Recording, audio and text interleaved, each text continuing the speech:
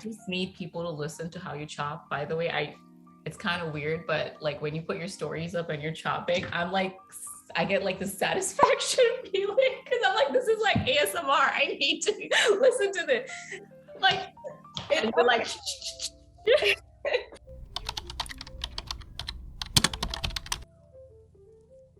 my mom used to make this when we grew up because, when they came to America like 30 years ago, they didn't have access to like a lot of desi vegetables. Yeah. So like a lot of the supermarket, like you'd have to go all the way to Jackson Heights, and we live in Brooklyn. So asparagus is not really Bengali, but cauliflower, broccoli, those were the vegetables that they have in local supermarkets. So she would just take those and make a desi stir fry. So, and then I just like this so much, we'd like make it often. So this is like my go-to vegetable bhaji that I do like on a weekday. Hey, I'm down for this because my mom's away in Bangladesh and she's the one who usually cooks. And I've been struggling with like cooking between work. I'm like, how do people do this? I don't even have time to cook right now, But like, this is great because now we can cook and I can eat this. My brother can have this too. So I'm excited. Okay, perfect. The traditional way to really cut onions is like, these kind of like long vertical kind of slivers. Thin slivers, but on a weekday, if you feel like you're just like pressed for time, I use a food processor. You just cut it into fours, you press a button, and it just chops it up for you. Yeah, I mean, it doesn't. That's what I need. Yeah, because they me crying, and I'm like, oh my god, why is this so difficult? Especially when you're making curry, because the onion really like needs to cook down anyway. So it doesn't really matter. You don't need it into big pieces, but definitely like you can go ahead and do that. But traditionally, this is really like how it's supposed to be cut. As you're cutting your onion, I want you to look at your onion so you're safe. But I did have garlic cloves because I wasn't sure if you had paste or not. So this is my garlic paste. Take your time with the onion. Don't worry, it's okay. I'm like so used to it. I know. I'm like, hold on. I know. The garlic. You definitely use the food processor next time. Yeah, I do. Sometimes I see, they give like pop-up advertisements, and sometimes I don't know, on Facebook or Instagram pops up with like, oh, it's the onion chopper. I'm like, this is what I need. But someone recently told me that doesn't really work. You know what? After a while, it like the blade starts dulling out, and then it's really hard to clean. Like, is it? Yeah, because like you have those little crevices, and after a while, I feel like the best way, you have the food processor, for me, or sometimes I find it faster to just chop it because I'm so used to chopping. Yeah. But yeah, I like the garlic and ginger paste. I actually have a reel on my page on how to make them. I make them once a week and I just leave it in my fridge so you have it. But what you can also do is freeze it. So you could make it like in like ice cube trays. Yeah. And then freeze it and put it in a Ziploc bag. So like you could have it for the whole month. So that's like one less thing that you have to worry about. Like, instead of, yes, fresh garlic cloves are always great, but on a weekday, like you mentioned, like after coming home from work, like you don't want to be doing, like with desi food is a lot of prep work. Yeah. So it's very hard to do, like you spend 30 minutes just prepping and then you didn't even get to cooking yet. So desi food is definitely like that. So I like to cook desi food mostly like on Friday.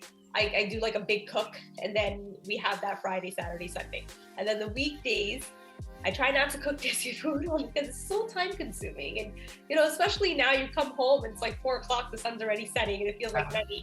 You barely have any time to do anything. But we spoke about before that I want to make sure like my daughter knows kind of like our cultural food, because on the weekdays, we're just eating like fast things, so that's really not part of our culture. So I want to make sure she knows like what like mangsho is, and so like goru mangsho or like murgi mangsho, and she knows what that is. So I make an effort to eat that, and we sit down and we eat with our hands, and I'm like, okay, Friday, Saturday, Sunday, we're going to be very Bengali.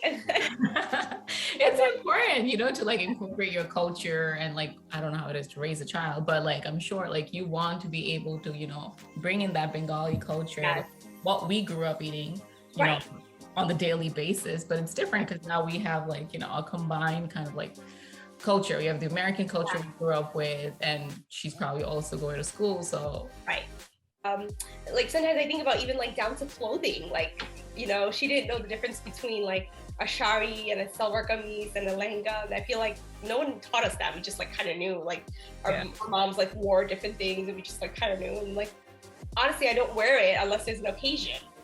Right. Like, recently she had an assignment at school and I was like, oh, okay, like they were saying what are like some of the attires from your culture and like food and like heritage and celebrations, and I was going over it with her and she was just like, okay, everything's a sari, like, you know. Aww. And she's like what, 5 years old, right? She just really turned 5. She's adorable. I see her in your like stories. But yeah, I feel like I need to make more of a conscious effort, especially with food, because I feel like that's where we can really connect, and food is something that I find an easier way to make that connection with our culture.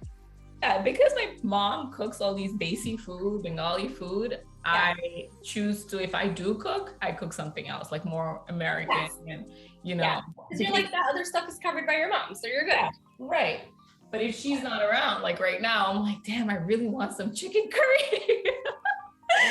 And I made it, you know, and the thing about me is like, I don't really follow. Like I should probably like watch videos and, you know, do things to the T, but I'm not like that. Like I wing everything, you know, but that's a me problem. I just eyeball everything.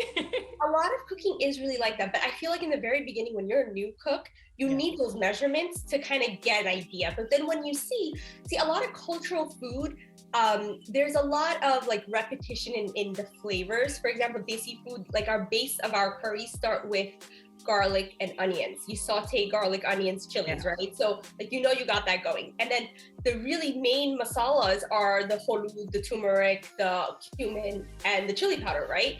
Those are the 3 main ingredients. And when you combine together is curry.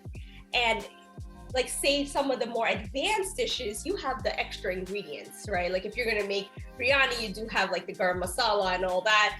You have to add in like the cinnamon sticks, bay leaves, and all that. But if you kind of understand the basis of curry, you're like, okay, I need turmeric, I need cumin, and I need chili powder. And that's actually the 3 ingredients we're gonna use today. And I kind of chose this recipe because when you make bhaji, like the base that we're gonna do today is for any bhaji. So once you kind of understand the base, and now instead of adding the vegetables, like you could do aloo bhaji, you could chop up your potatoes and matchsticks, the same kind of base, and you add in your potatoes. And then if you want to do like, I don't know, bindi, like okra bhaji or like another vegetable bhaji, the base is always the same. So once you get an understanding of like the main ingredients, and that goes for any cultural food, like, you know, even Asian flavors, like a lot of they have a lot of soy sauce, sesame seed oil, they use a lot of like oyster sauce, fish sauce. Like once you understand like the base of it, you can kind of move on from that. So, you know, in the beginning, you're like, okay, I need precise measurements, like 1 teaspoon or like half a teaspoon. But then you're like, okay, this looks like 1 teaspoon or this looks like half a teaspoon. And that's where our moms are kind of like, yeah, like, you know, I'm done, Scotty. Like, and you're like, eyeball everything. Right. And then you're like, what does that mean? Well, they kind of memorize like this looks like, this pinch looks like a teaspoon. And like in their head, they have like, when you're new, I always say like, you really need to do the measurements. Then when you get comfortable, you don't need it anymore. You're like, this looks like 2 teaspoons. Like, oh, that doesn't look like enough. Let me add a little more. But you won't get there until you start practicing. Yeah. So when I was making the chicken curry, I'm like, yeah, I'm going to eyeball it, whatever. And it did not turn out the color I wanted. It was really light. I'm like, why is this not becoming dark brown? Because I was supposed to saute it, I guess. Yes. Make it, like wait till we'll talk about that too, like blooming the spices. So let's get to our garlic first. So you have whole cloves? Yes, I do. All right, so let's take 2 whole cloves and I'll teach you how to do this. So you take your knife and then make like a fist right over so you have your garlic clove, take your knife, make a fist, and just smash it down. So now it's flat. So then I would just stack them like that. And then you're just gonna do some small chops like this. When I first started my page, I thought like, you know, I need to put these extravagant recipes, like who wants to watch like simple things? I need to put like all the difficult things, right? And then like later on, when I started putting the simple ingredients, everyone's like, yeah, like everyone responded way more to these simple recipes. And they're like, we don't know how to make these simple things. And it was like the other recipes people would just watch for fun, but not actually make them. I was gonna actually tell you about that. Like, you know, like I was saying, I'm like so used to having my mom cook, and if she's not around, I just FaceTime her. But you know, for people who live alone or who don't have that, where they can just reach out to their parents or someone to ask for a recipe, you know, they have video, you know, content creators like you who have like a step-by-step how to make the basic Bengali recipes, you know? Right. I didn't think anybody wanted to know that. I thought everyone just eats that, you know, all the time. It was like, nobody wants to eat this, you know? But it seems like a lot of people need to know the basics. So I was like, all right, I'm going to start focusing on that. So when I first got married, I was like, I didn't like know how to do any of these things because, you know, when you're living with your parents, it's just like, you're focused on going to school and like, you know, getting your education, like that was kind of like the main thing. I would help my mom sometimes in the kitchen. Like she would ask me to like just grab things for her, like, can you chop this and that? So that was the one thing I did learn actually, to chop, because that was always my job. Like to chop ingredients for my mom. I think she found that so tedious. Like I remember her mentioning, like she didn't like peeling garlic and she didn't like peeling onion. So that was always my job. Like she's like, for some reason, that's like you're an expert. You're not even shedding one tear, and here I am, like, oh my god. Yeah, I've been doing this since I was young. But you know, I find like now I assign that job to my husband, and I kind of get what my mom means, because you're just like, you know, like vegetables, like you're not peeling, you're just chopping. And then onions, it's just like the skin one after another. So yeah, like, it's tedious. Yeah, tedious, right? So back then there wasn't no Instagram and all that stuff. So I watched a lot of YouTube videos, and I would like binge watch Food Network, even though that wasn't like Desi food, but I was so interested in learning how to cook in general.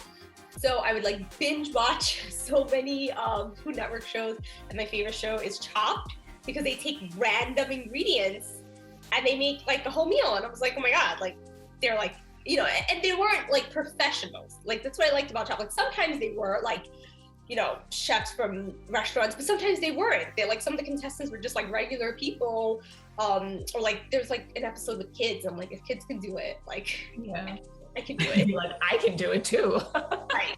On my page, I do like to give a lot of tips and suggestions, because I think it makes life easier. Even simple tips, like sometimes people will be like, oh my God, like I didn't know you could do that, you know, or like small things. And I think even things like adding salt to the onion in the beginning helps to break down the onion faster. And that really is a great tip for Desi food, you know, because like it takes so long for the freaking onion to break down. So, and those are small things that I like learned on Food Network. Even though it's not relevant to Desi food, like, you know, they weren't showing it in relevance to Desi food, but I would take those suggestions and tips and use it. Yeah. Desi food. The basic cooking, I mean, like you know, caramelizing onions, like, you know, saute, and those are like the basic things. Basic, exactly. Yeah. And I think that's a lot of it too, like learning the foundation and basics of things, and then you can apply it across the board. So while we're doing that, why don't you tell us, like, how did you get started with your Instagram page, Rasheda Cooks, and like, yeah, like what led you to like open this account?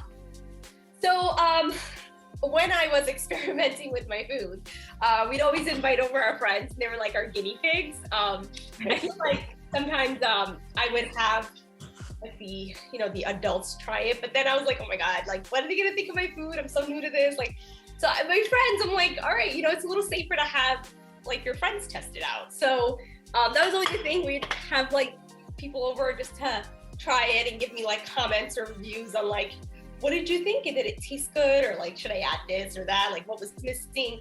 And then people were like making my food. I was like, oh my God. Like, I was like, this is kind of cool. Like, people think I like what I make. So I think that kind of gave me an inspiration to post more.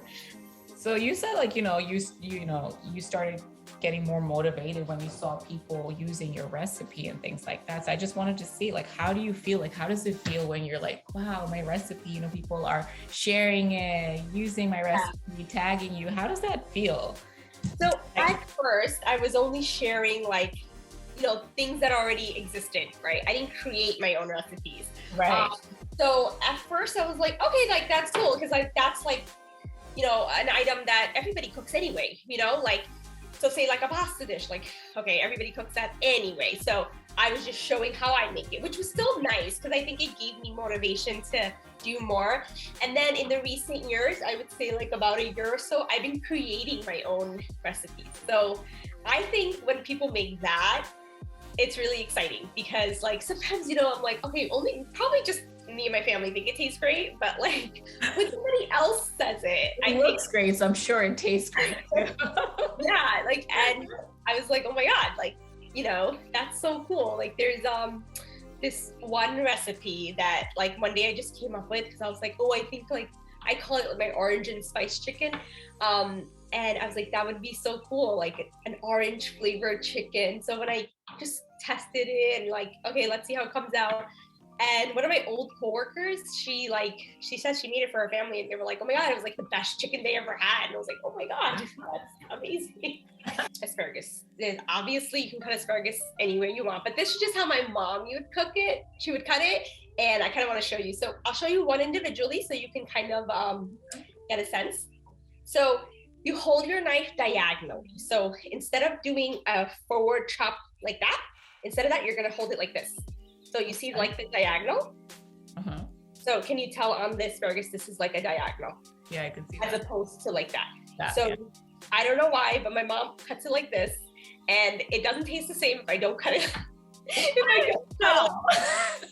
So you say it doesn't taste the same if you don't cut it that way? Okay. Like it's very nostalgic for me. So I'm like, it needs to be exactly the same.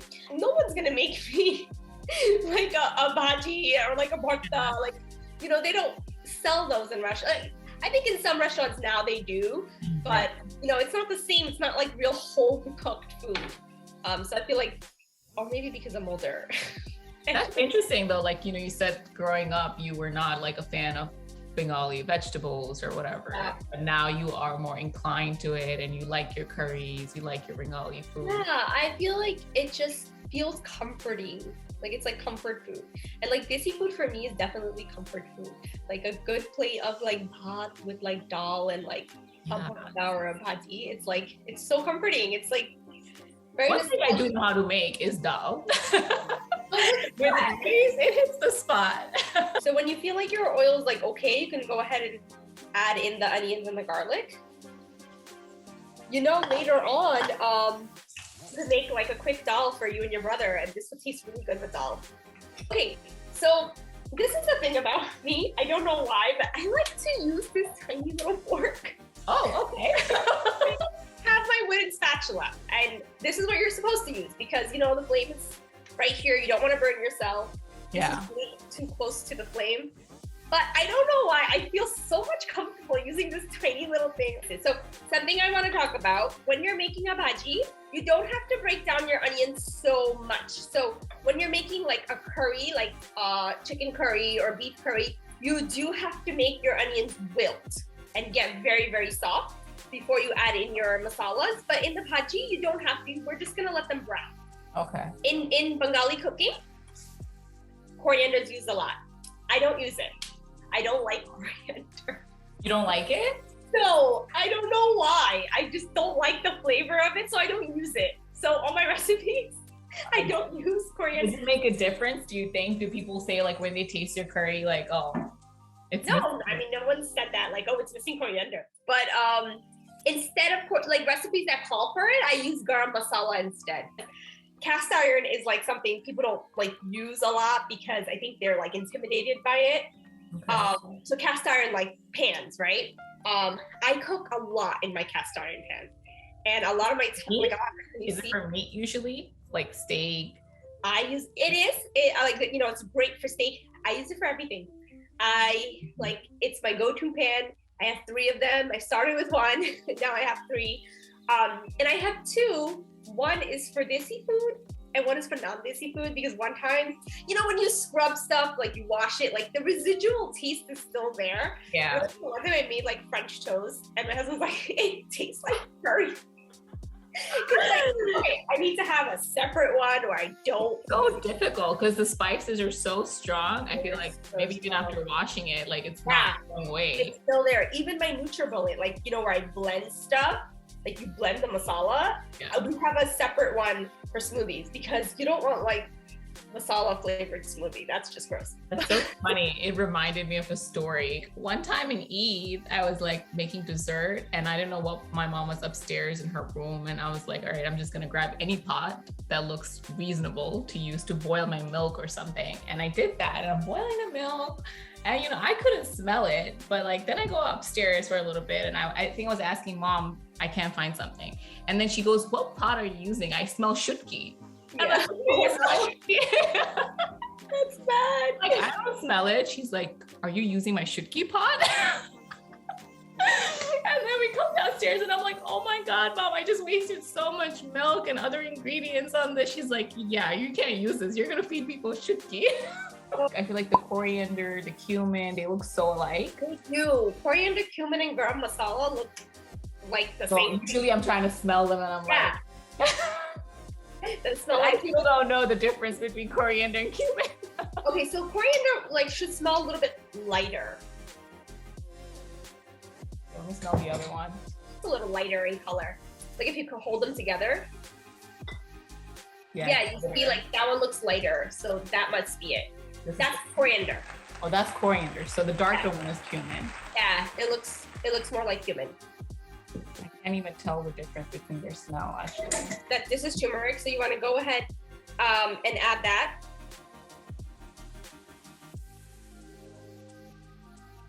Okay.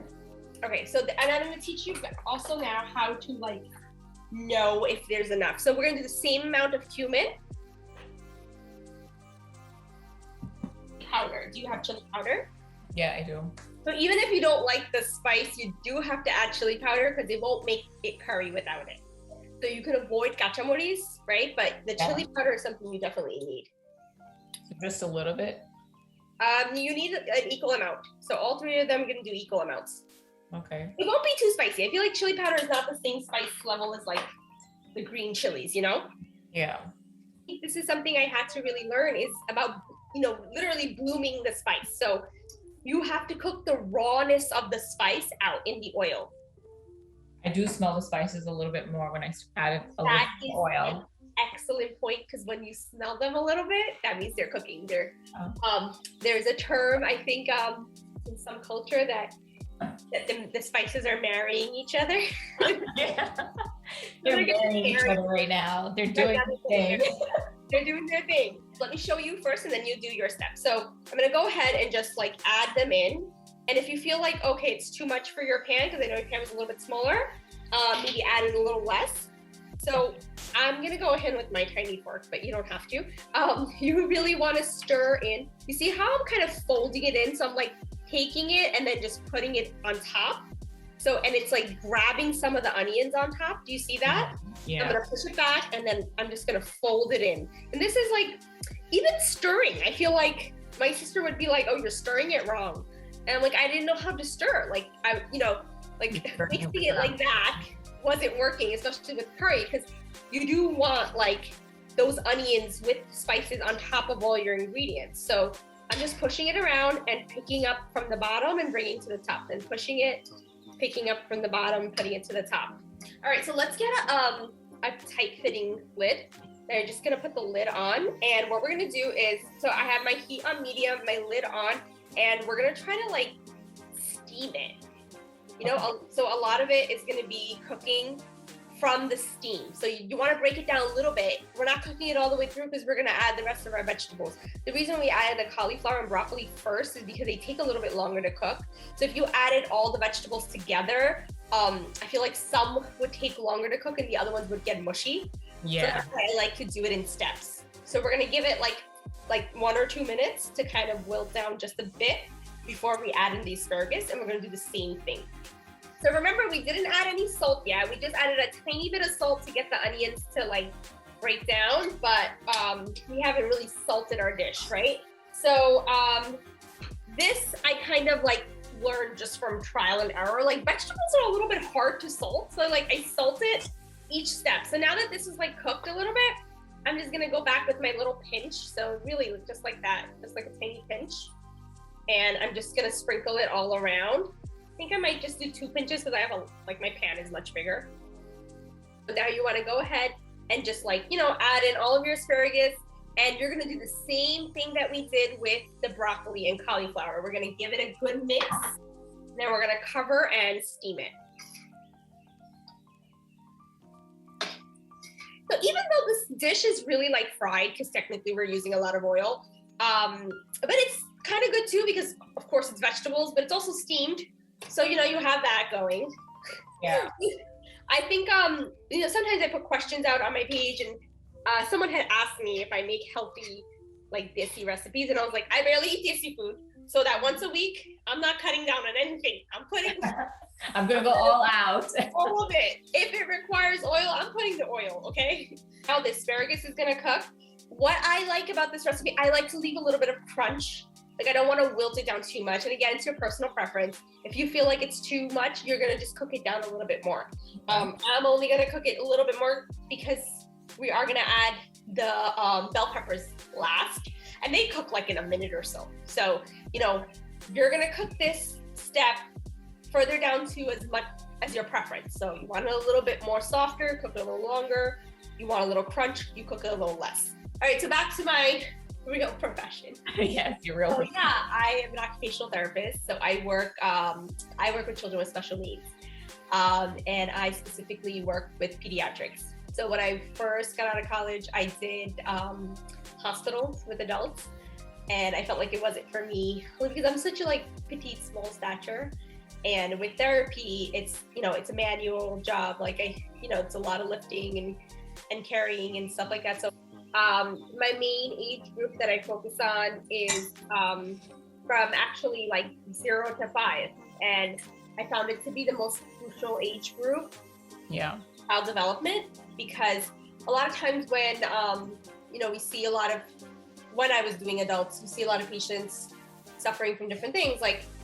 It really is when the brain develops the most from 0 to 5, right? That's when the brain kind of absorbing and understanding information. A lot of things because the children I work with are special needs, they need a lot of help with social skills or their motor skills. Because of various reasons and their disability or their diagnosis, those skills didn't develop naturally like that they would have in a typically developing child. So that's where I come in and I give those children the extra skill and assistance that they need. It's more fun when they are young because therapy looks very different in an adult than it does in children. In children, we try to make it more playful, more engaging and to kind of the level that they're at. With adults, it's I guess, again, personal preference. I have friends and coworkers actually classmates that work with adults and they love it, in hospitals, and they do a lot of injuries and recovering from that. And some of my coworkers, they're working in hospitals in the day, and then when they come, they're this is so much harder, with the little kids, because they're not listening, they're running away from you. So you do have to make it very playful and engaging for kids. I find it fun. I like it. I enjoy my work. I enjoy what I'm doing. Yes, therapy is repetitive and sometimes tedious, but I think with, a lot of jobs, eventually, I've been doing it for 10 years. So it's great. I try to do a lot more continuing ed work to kind of say, okay, what's really out there? What's new? How else can I do this? And how else can I engage the kids? So I'm constantly trying to learn too. Yeah, I mean, as long as you enjoy it and you're growing in your field, I think that's very important. And then like anything, like cooking, you start learning new skills and things like that. So I think you start figuring out what works for you, what doesn't work for you, what's working on these other kids, right? When you're doing the therapy on them. So, but yeah, that's very interesting. And did you always know that you wanted to become an occupational therapist? I'm gonna go ahead and add in my bell pepper. And if you're good with the salt content, you don't have to add any more with these. Because like you mentioned, you can always add salt later. I want to add a little bit more oil. You can go ahead and do that. So when I was in high school, I was in this program where they, when you have to volunteer in high school for your college application. So I was in this program and it was kind of in the health science program. And we just got placed in different departments to just help, right? We were just there for a few hours, I think like once or twice a week. And we would just help, you know, the therapist there, or I was in the rehab department. That's where I found out from it. And I would just help them grab something if they needed something or they wanted me to wipe something down. You know, I was just there in the background. And that's where I first found out about it. And I was like, wow, I really like this, right? And again, that was just a hospital setting. I didn't even know that you could do kids at the time. And I really liked it. And I kind of made me like look into it. That was kind of like my first exposure to it. So I was like, okay, so I looked into it, and this was like 11th grade or so. And so, you know, 12th grade when I was applying to colleges, I applied to colleges that had therapy programs. So yeah. And most therapy programs, it's like OT, PT, and speech in the same department because we're all like related services. So that's what I saw when I was in the rehab, when I did my volunteering. And so when I applied to college, I was like, okay, which one do I like? And actually I like stumbled upon occupational therapy because like the college I went to, it offered a dual degree. So I would be awesome. Yeah. So I did my bachelor's and master's together. So I was like, okay, if I choose PT, I would have more years in college. But if I choose, you know, my particular school offered it. And so that's why I chose that particular one. Like quick, fast, I'm gonna make money, I'm gonna start working. I was like, I know I want to do therapy because I was in that department. I really liked it. I got to see all three. I did volunteer in all. It's the same department, so I kind of did speech and physical therapy and occupational therapy. And I was like, all right, I want to do one of these. I like it. I like what's going on here. And then that's kind of how I chose particularly OT, because I was like, the program seems interesting and I can get out faster. So occupational therapist with kids, doing it remotely, it was probably not as effective, right? Yeah. And I was complaining all the time because I'm like, I'm sitting behind a screen. I was directing the parents like, okay, now you do this, or now you do that. And then the parents were just like, you know, like they're not doing it and whatnot. And I was just like, okay, just do as much as you can. And I think that was a real challenging learning experience. I watched so many like, you know, YouTube stuff that like other therapists put out. And also like it was new to everybody. So it was like people just coming up with it as we go along. And it's kids. They don't have that, you know, attention span or looking at. Oh yeah, 100%. These are kids with disabilities, so they definitely didn't. It was definitely a lot of parent education. So I think that was the one good thing, because now I don't barely see the parents. You know, we speak on the phone and whatnot, but that was like every session the parents were there. And so they got to definitely learn a lot. Like they really know what OT is. Like prior to that, they were just like, all right, I think they get therapy. And like they like really got to see it. So I think I'm happy with my texture. So at this stage, you would taste it to see the salt content, if you want to add a little bit of salt. And then that's it, the firmness. You just check the firmness and you're like, all right, you know, this cauliflower or asparagus like looks a little tough or whatnot. At this stage, you want to just higher it a little bit, cover it, steam it, and just let it cook through. All right, so I plated mine here. Just rice. Oh, I like how you made your rice into like a little ball. I'd be a little fancy here with like, I made like a little cup and then I poured it in here. Look at you. So, even though I'm not a cook, I know a little bit of something. It looks really great. Like I like it. And this is my first time cooking with somebody too, so it's always a cool experience. Right. I wanted to. I know. Yeah, you were saying you're sure. So how do you feel? You were able to. I feel great. Yeah, you're a good teacher. You're a really good teacher. You're very like thorough and you're giving your, you know, step-by-step instructions. Thank you. I did a good job. I'm going to show my mom after this. Thank you. Well, thank you for doing this with me. You know, I had a lot of fun. Me too. And now I have food to eat, you know, for the next 2 days or so.